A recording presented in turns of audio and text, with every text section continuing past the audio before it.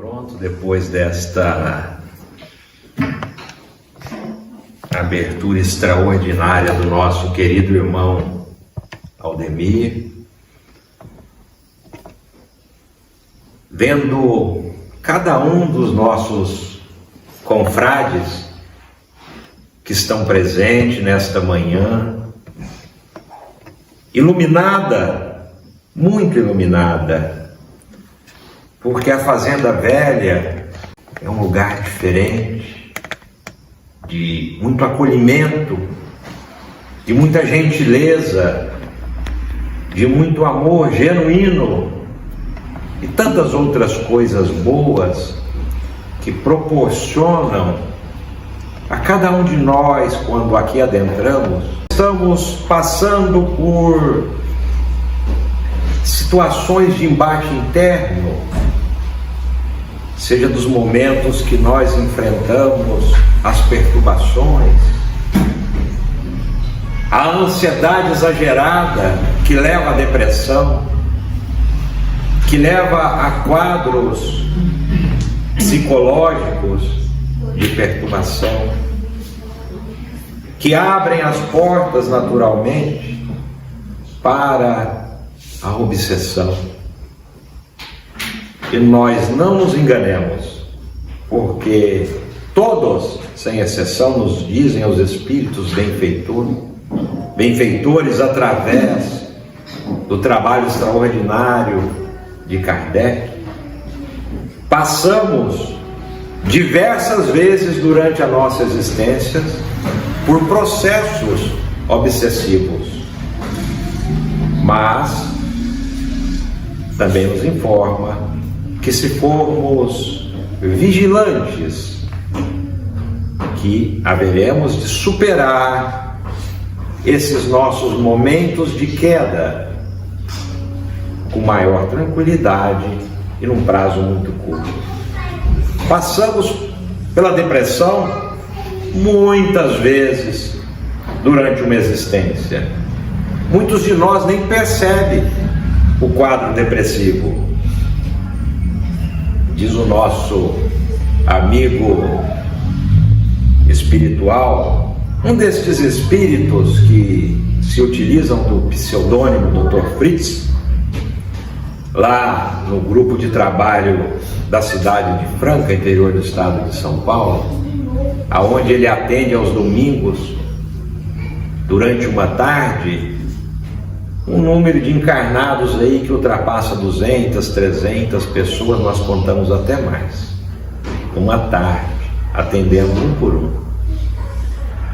Nos diz ele que nesses processos depressivos que nós enfrentamos na nossa jornada, que nós precisamos sempre recordar Jesus, sempre buscar apoio em um grupo de assistência evangélica, para que nós superemos com mais rapidez.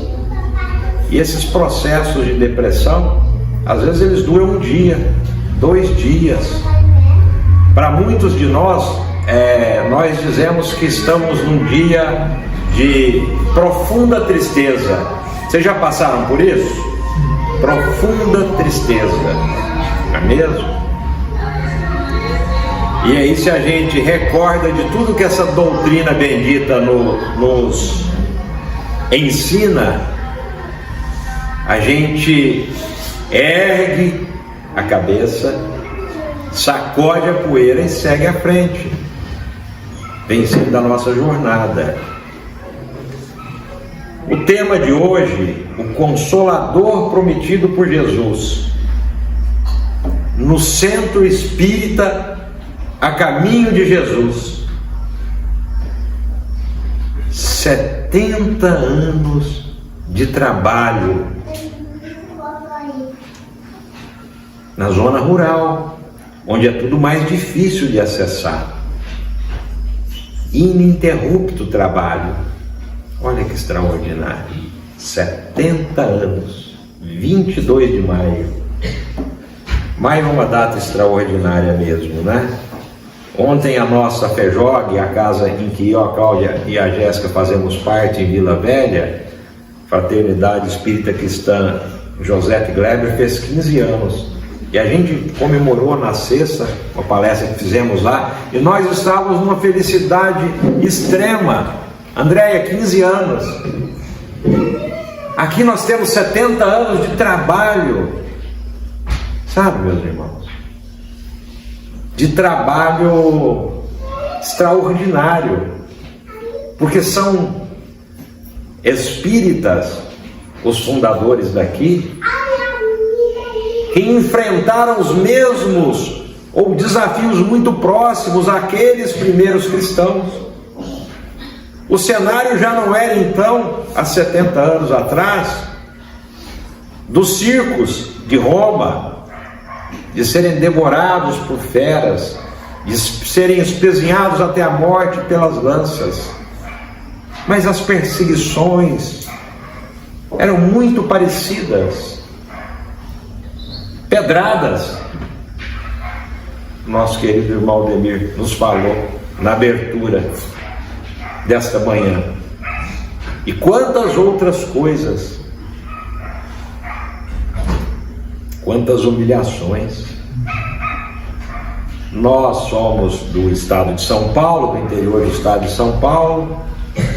A nossa família encontrou no Espiritismo, como eu sempre digo, um caminho de redenção e de socorro, já que eu era uma criança extremamente problemática. Depois que mamãe e papai fizeram de tudo e eu não comia, e eu chorava, e eu falava coisas horríveis para o meu pai. Imaginem só eu dizer para o meu pai que eu o odiava. São as memórias do passado, né? E ele ficava profundamente triste.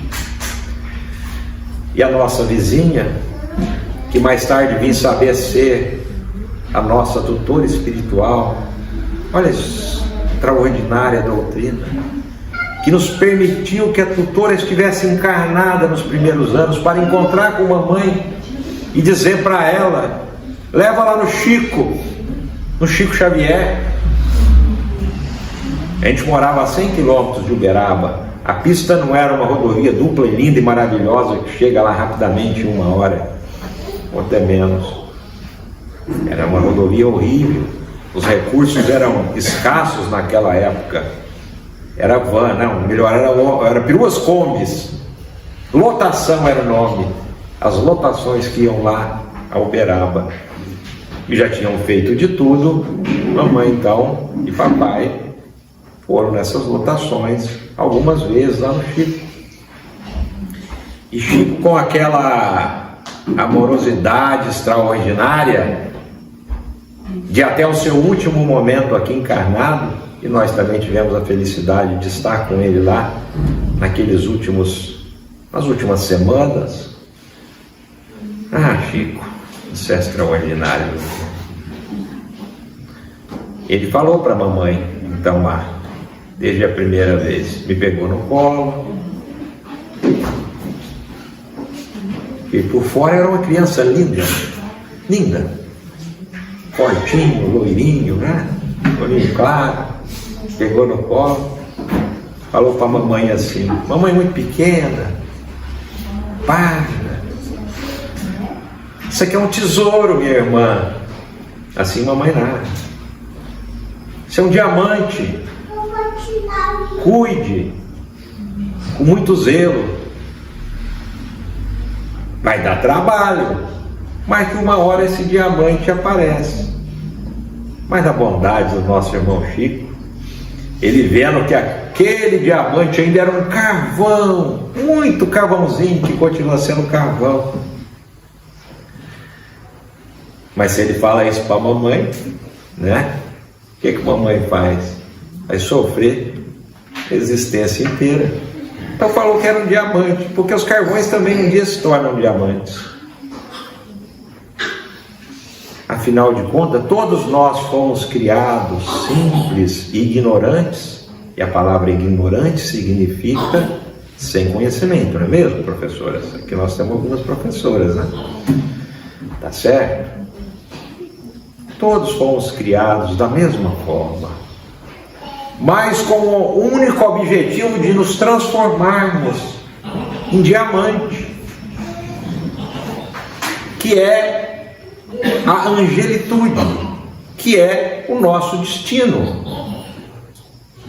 E essa doutrina bendita nos fala disso em detalhes, em muitos detalhes. E mamãe saiu de lá feliz, que estava com diamante. Outro dia a gente estava conversando, eu falei para ela, vai tentando aí as próximas 10 encarnações, se você é teu pai, eu quero ser seu filho. Você vai lapidando, vai lá, e mamãe é muito brava, muito exigente. Às vezes eu falo com ela, eu falo, mamãe, mas eu já tenho mais de 40 anos. Você achou que eu ia falar a minha idade, né? Mas eu estou pintando até o cabelo agora, você viu, né? Estou pintando o cabelo. Quem sabe ela anima, né? Eu falo, mamãe, tenho mais de 40 anos, a senhora ainda me puxa a orelha, me dá conselhos, quer regular determinadas coisas. E ela fala, eu sou sua mãe até o último momento, meu filho. Eu falo, então tá bom, continua nas próximas existências, que eu estou muito feliz com a mãe que tenho. Então é isso, meus irmãos. Veja que de uma dificuldade, porque uma criança que não come há muitos dias é um problema sério, os médicos não resolviam, etc e tal. Ela sai de lá, eu volto a comer no dia seguinte, a me alimentar. A nossa outra vizinha, Dona Alice, mandava as coisas por cima do muro lá, gostosas, e toda criança gosta de coisas gostosas, né? E aí tudo foi se encaminhando. Acabou esse problema, nunca mais falei isso para o meu pai.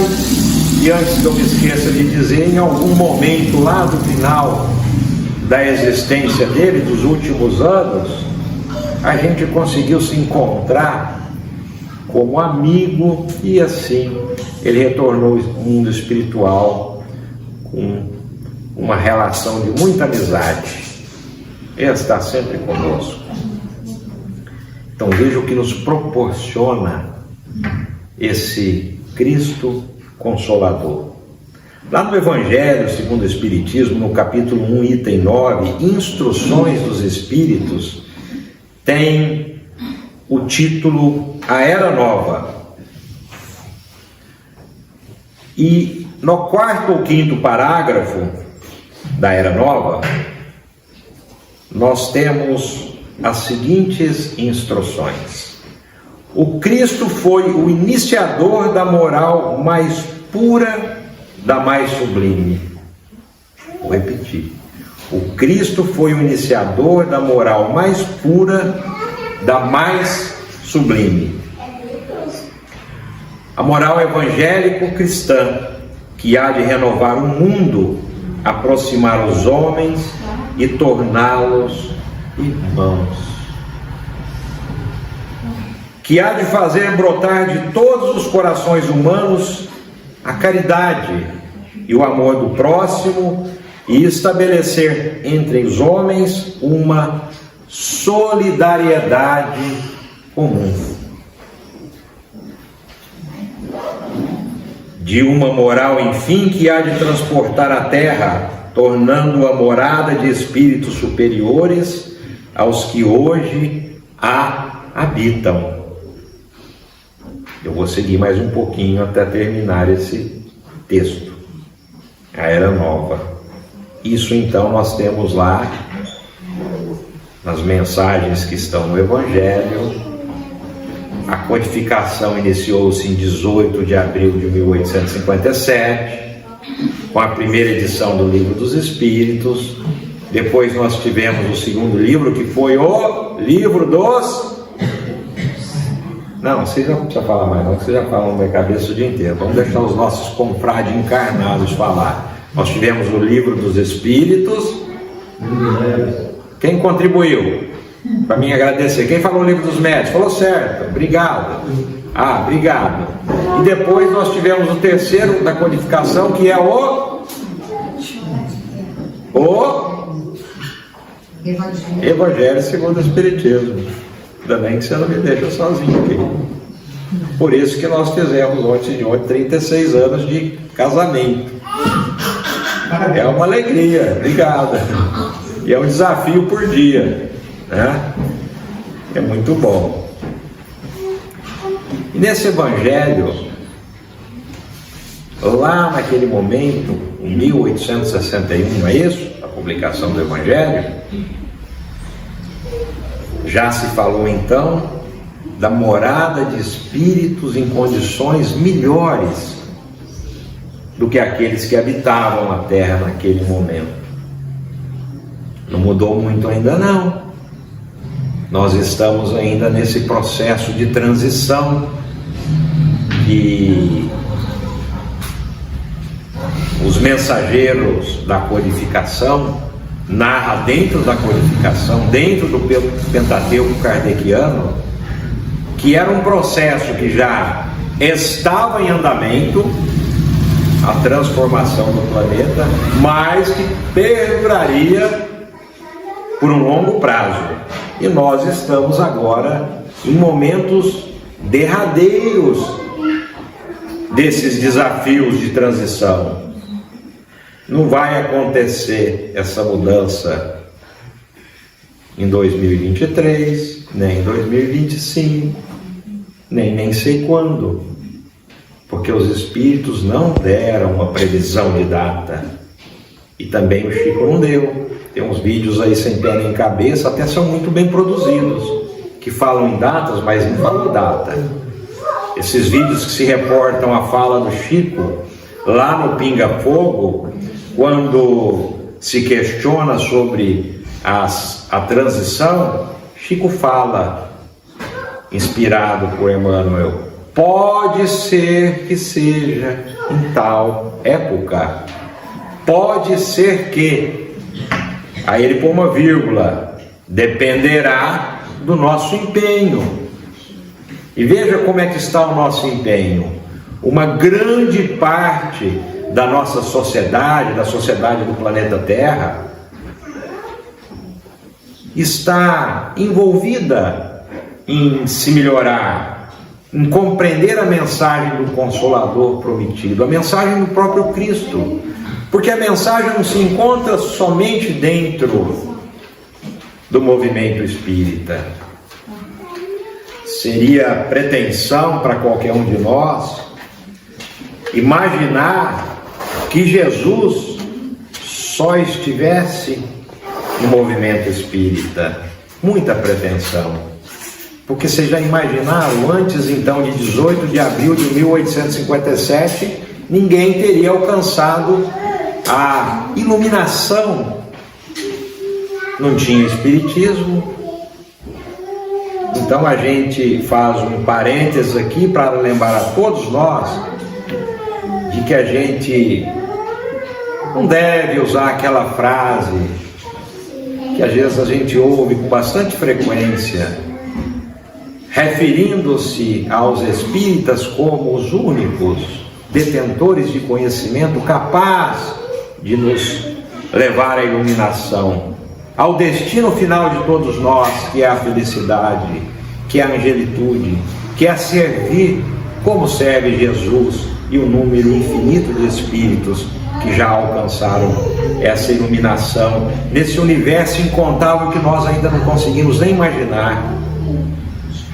Veja, os telescópios cada dia ficam mais potentes e cada dia alcançam uma distância maior do universo. E aí tem novas descobertas de novos conjuntos, de novas galáxias, de novos planetas, de novos sistemas. Buraco negro. Dos buracos negros. Agora acabou de ser nos apresentado recentemente um. E vai se alcançando. Imagina, antes da doutrina espírita, o Consolador prometido por Jesus, a gente sequer conseguia entender, e é disso que se trata o Consolador, que fala de todas as coisas. A gente não conseguia imaginar esse universo infinito povoado. A gente tinha a pretensão em função da nossa limitação, de que a Terra era o universo, que só tinha almas, espíritos, gente, pessoas aqui. E a doutrina espírita vem nos falar da pluralidade das existências, da pluralidade dos mundos e dos mundos habitados, que são 2 itens específicos, e de tantas questões.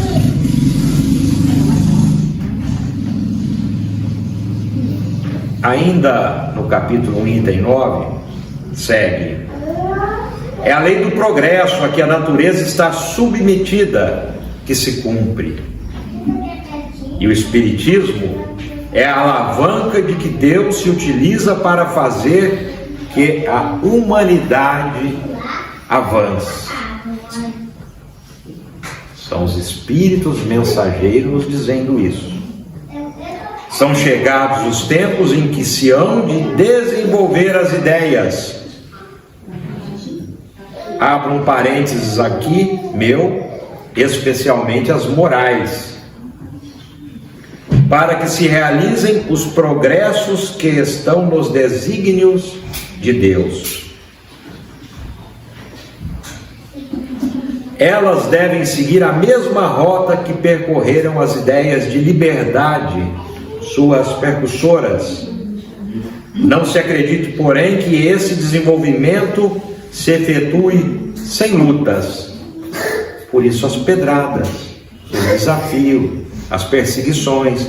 Quando a gente lê ou assiste o filme que conta assim muito por cima a trajetória do Divaldo, do Chico e outros que virão aí a nos iluminar, a nos lembrar desses trabalhadores já comprometidos com o bem, a gente vê o tamanho dos desafios. Não precisa de longe, não. Lá em casa, 50 anos atrás, o papai era chamado de Zé Arigó pela sociedade da qual ele fazia parte, uma cidade de 50 mil habitantes, de forma pejorativa, piadinhas, risadinhas, né? Então, de todo tempo tem esse desafio.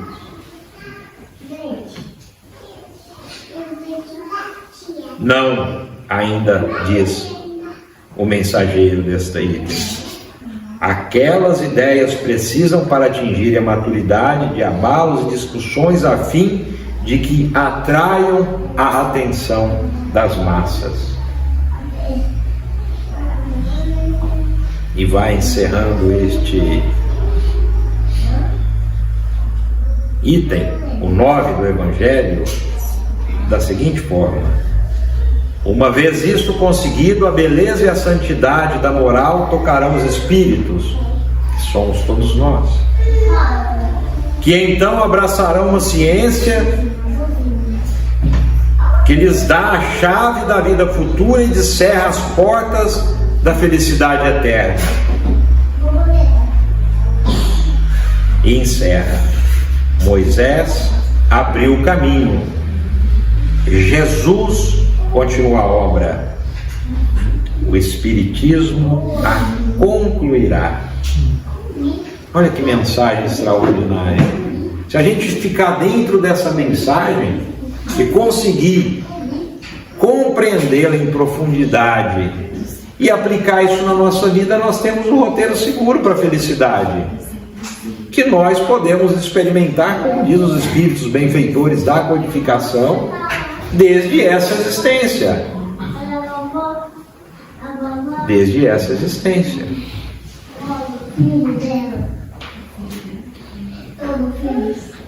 No capítulo 6, no primeiro item, nós encontramos a mensagem: o jugo é leve, o jugo leve. Vinde a mim todos os que estáis cansados sob o peso do vosso fardo, e vos darei descanso. Disse Jesus: tomai sobre vós o meu jugo e aprendei de mim, porque sou manso e humilde de coração, e encontrareis descanso para as vossas almas, pois o meu jugo é suave e o meu fardo é leve. Está lá em Mateus, versículo 11, capítulos 28 e 30. Jesus nos convida para irmos até Ele, pois seremos aliviados. Não é essa a mensagem? Mas não basta só ir ao templo religioso, pois a nossa presença física, apenas a nossa presença física não significa nada. É muito importante estarmos no templo, no nosso caso o templo espírita,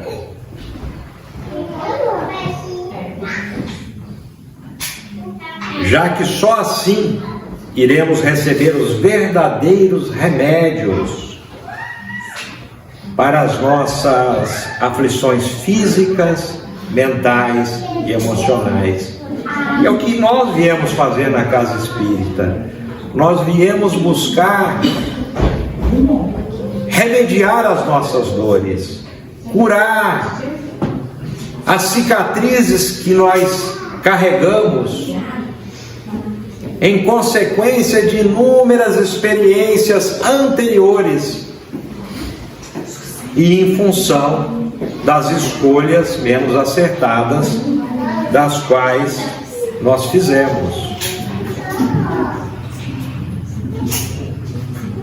Eu cheguei à conclusão que a gente fica, imagino que todos chegaram a mesma, a gente fica horrorizado, a gente fica entristecido, muito decepcionado e com outros sentimentos não tão felizes quando a gente assiste o noticiário.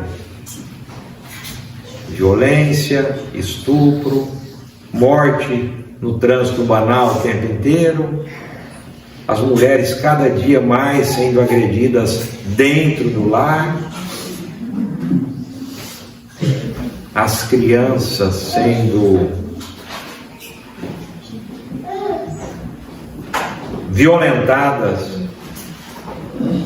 pelos familiares, pelos próximos. A gente vê tantas dessas questões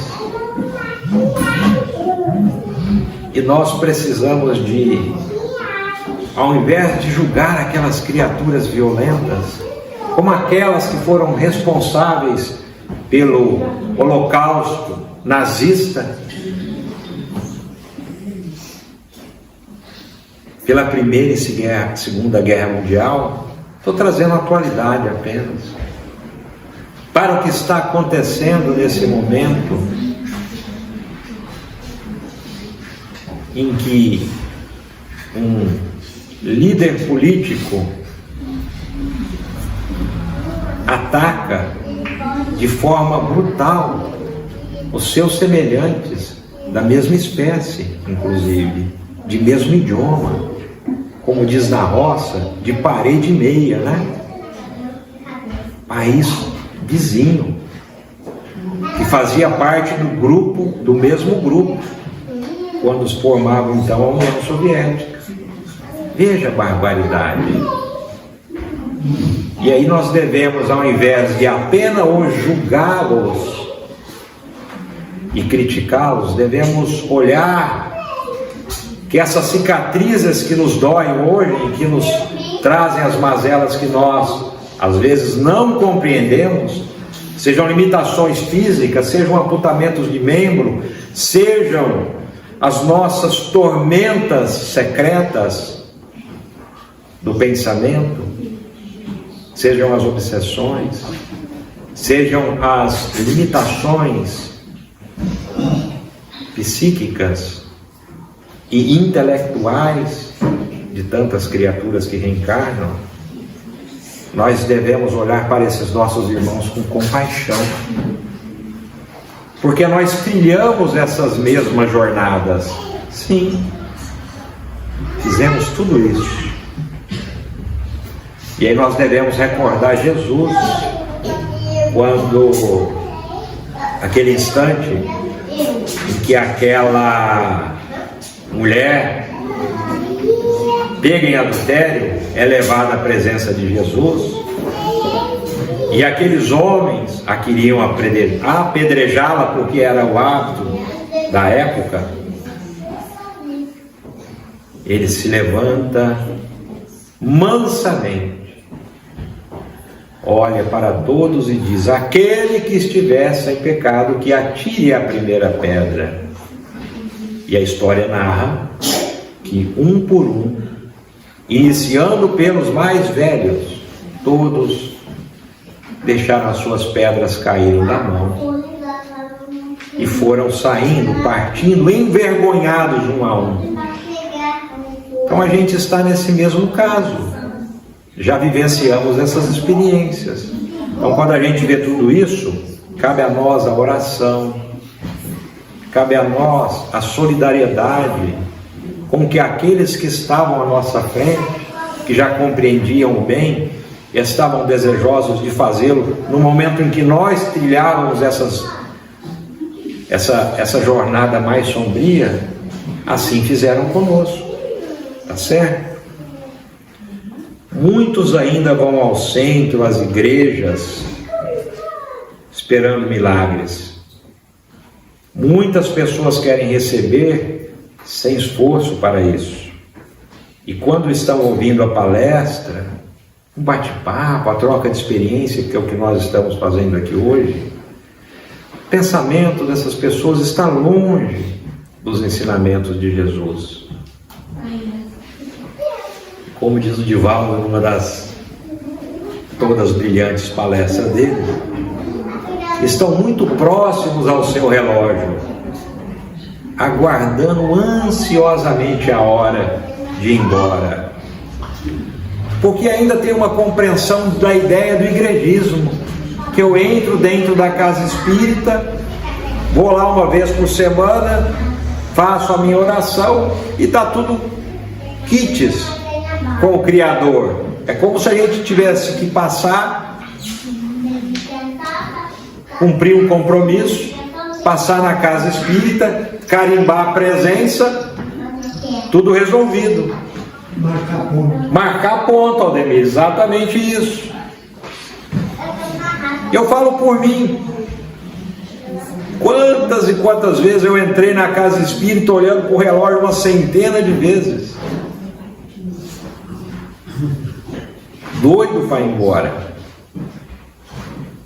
Só recentemente eu consegui compreender muito superficialmente o que é a mensagem, muito superficialmente, né? E a gente está aprendendo todo dia, não sabe nada. Qual é a mensagem do Cristo?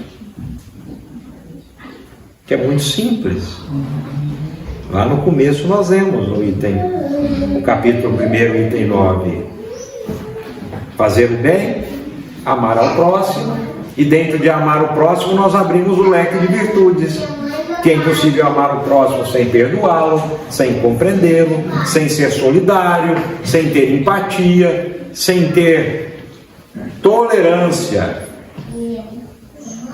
E esses desafios não estão na rua não, porque o próximo é aquele que está próximo. Agora nós somos os próximos uns dos outros.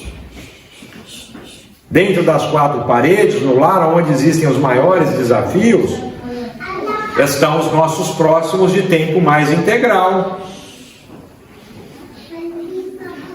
E são muitos desafios. Não está todo mundo lá no mesmo alinhamento emocional. A gente sempre tem alguém que está ali porque é afeto, e como foi lá em casa. Um casal generoso que resolveu pegar uma alma lá na treva, nas zonas umbralinas, sei lá onde, mas já tá bom se for aí, e socorrer e dar oportunidade à reencarnação.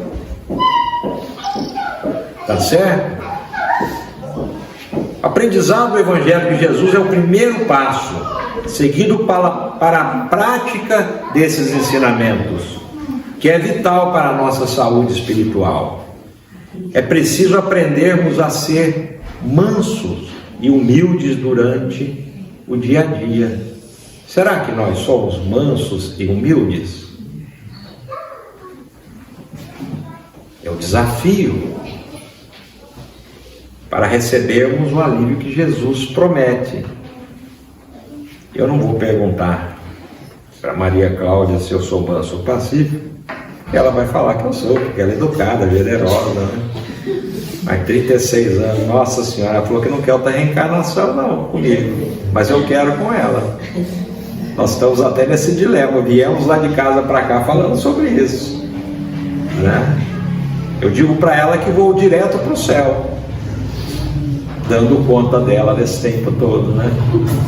Mas aí tem aquela conversa jovem das redes sociais, é hashtag só que não, Jânia, né? O que seria da gente se a gente não tivesse essas almas que nos ajudam, né? O convite de Jesus é para que nós aprendamos as leis de Deus. E o seu jugo é a observação desta lei. Mas esse jugo é leve e essa lei é suave, termina este item, uma vez que impõe por dever só o amor e a caridade. Aí depois nós temos, antes de eu continuar, Ademir, eu tenho quantos minutos ainda? Agora é 11 horas em ponto. Não, nós só começamos um pouquinho mais atrás. Tá. Vocês têm a paciência e me dão consentimento para seguir mais uns minutinhos? Sim?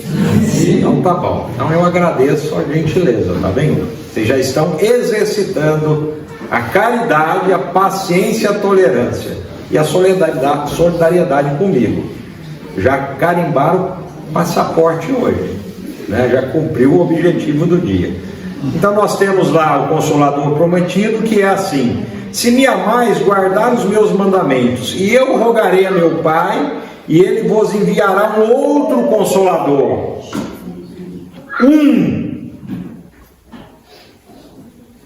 outro Consolador, a fim de que fique eternamente convosco.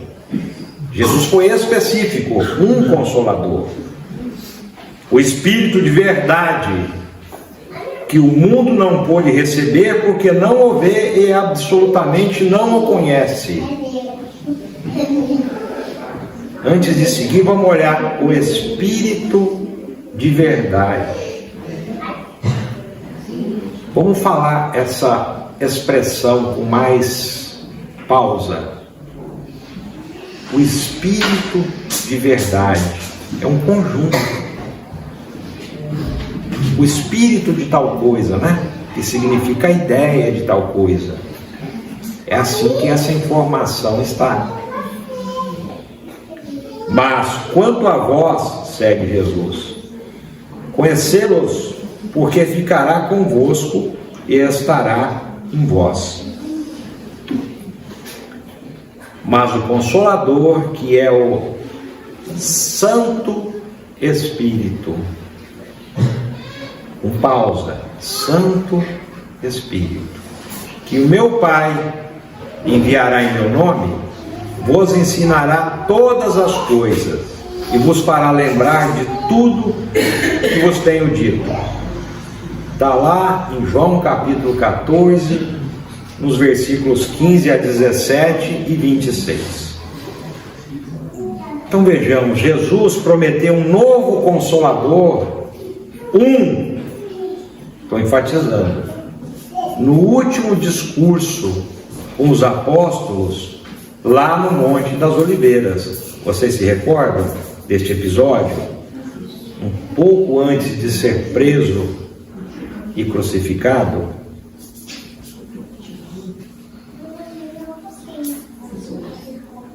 que ele lembrará tudo aquilo que ele tinha dito. Então este Consolador lembrará. É neste tempo que está lá no registro. E aí faço uma pergunta: se seria necessário relembrar, é porque o cristianismo verdadeiro iria ser esquecido, não é mesmo? Por que então Jesus teria afirmado isso? sem esse sentido, ou porque seria distorcido por dogmas ou práticas estranhas, o que realmente a gente vê nesses 2000 anos depois do Cristo. Isso aconteceu de fato. E este Consolador viria adotar as verdadeiras práticas cristãs. Nesta passagem temos ainda a informação que o Consolador prometido seria o Espírito Santo e que iria ficar eternamente conosco.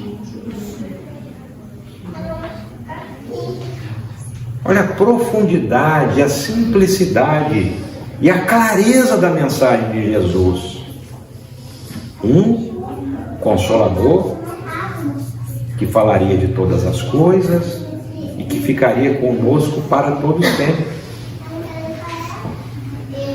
Quando Kardec faz a colocação extraordinária que o nosso irmão Demir lembrou, de que se a ciência sobrepujar o conhecimento ditado pelos espíritos, do qual fazem parte o Pentateuco kardeciano, as cinco obras, chamadas também de obras básicas, mas que são o conjunto completo da doutrina espírita. Completa, a doutrina espírita está nas 5 obras básicas. Quando Kardec disse isso, tamanha segurança, nós fazemos uma outra leitura ainda. A gentileza, a modéstia, a simplicidade de Kardec. Extremamente elegante. A elegância de Kardec. Veja que se a gente vai lendo pausadamente, vai pensando sobre cada trechinho, quanta coisa se descortina para nós. Não é que ele não tivesse a certeza, porque Kardec falava em nome do Cristo, que era o supervisor do trabalho de codificação. O Espírito Verdade, ou Espírito de Verdade, ou Espírito da Verdade, que em alguns poucos momentos, onde Kardec estava enfrentando grandes desafios,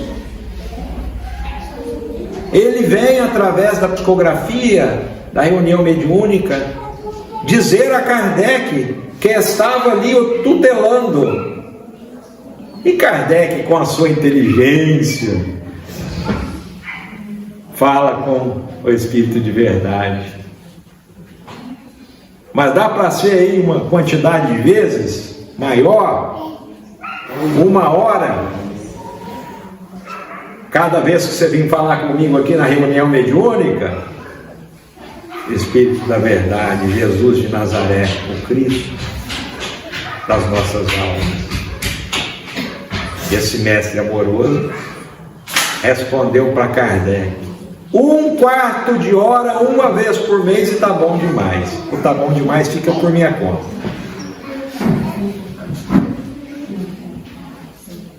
Um quarto de hora, 1 vez por mês, eu estaria aqui respondendo às suas indagações.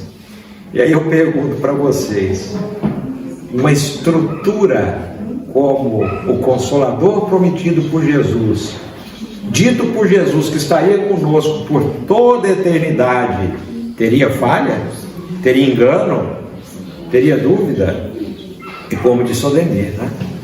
A ciência todos os dias tem se aproximado. Antigamente era acanhado, muito secreto, nos bastidores da doutrina espírita e das religiões de modo geral. Agora não, agora tudo liberado. Nós temos as associações médico-espírita, nós temos as associações dos magistrados, né, espírita, onde estão juízes, os promotores, dos delegados espíritos, uma quantidade de associações. Quando nós estamos falando dos médicos, nós estamos falando dos estudiosos das ciências. E tem muita gente estudando em todos os estados. E nós temos os especialistas das ciências puras, que são estudiosos que ainda se dizem ateus. Mas é interessante que quando eles chegam a um certo momento do seu desenrolar do espiritismo, do estudo, eles acabam abraçando aquela realidade. Tem uns que não dão o braço a torcer, mas o comportamento e o escrito dos seus artigos assim o sinalizam, não é mesmo?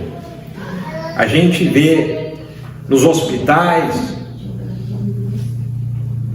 a quantidade de trabalho sendo desenvolvida a partir da terapêutica espírita, que é o passe, transfusões de energias, com imposição das mãos, a água fluidificada, e aí um número sem fim de estudo que nos mostram o resultado, a diminuição da permanência, tanto de crianças quanto de adultos, a eficiência da religiosidade. E aqui nós abrimos para todas as religiões que têm as suas missões, seja nos presídios, seja nos hospitais. Muito meritório o trabalho dos nossos irmãos de outras religiões fazem nos presídios. E uma das coisas que essa doutrina nos ensina é que nós somos solidários e respeitamos todas as denominações, todas as crenças, todas as filosofias. E com isso nós podemos deduzir que não seria um homem, então, ou uma individualidade, mas sim uma doutrina, pois uma ideia e um ensinamento é eterno. E o Espírito Santo simboliza uma falange de bons espíritos, responsáveis por esses ensinamentos. E assim, a doutrina espírita consegue cumprir com todos os aspectos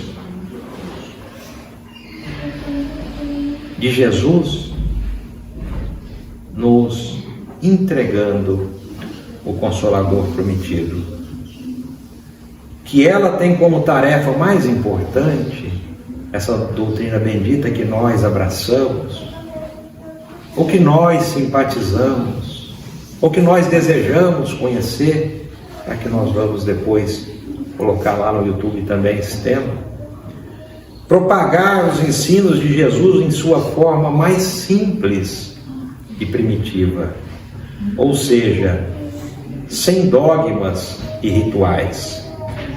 O Mestre nos ensinou um código de renovação moral que deve ser aplicado no cotidiano, transportando a verdadeira religião, veja, de confinamento dentro dos templos para a prática da reforma íntima do ser. Veja quanta coisa nós encontramos no Consolador prometido por Jesus. Eu vou caminhando para o encerramento. A doutrina espírita vem nos responder a grandes questões filosóficas, como, por exemplo, de onde nós viemos, para onde nós vamos, o que somos, por que sofremos, o que estamos fazendo aqui. E a doutrina só vai cumprir a promessa de Jesus de nos consolar perante as nossas dificuldades se estudarmos as explicações racionais para estas perguntas e nos conscientizarmos sobre as verdadeiras causas dos nossos problemas, que estão dentro de nós em forma das nossas imperfeições, limitações. Então o convite que nos fica é para que nós, de tempo em tempo, paremos num ambiente calmo, um ambiente silencioso, só com nós mesmos, não importa o lugar. E paremos para avaliar o nosso momento atual.